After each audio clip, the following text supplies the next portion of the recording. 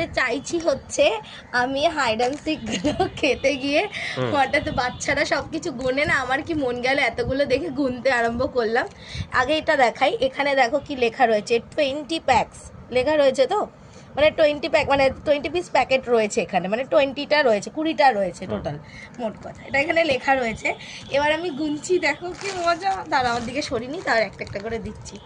1 2 3 4 5, আমার কাউন্টিংয়ে ভুল হলে বলবে, 6 7 8 9 10 11 12 13 14 15 16 17, আমার খুব মজা লেগেছে, 18 19 20, আর এই যে 21 নম্বর আমার হাতে।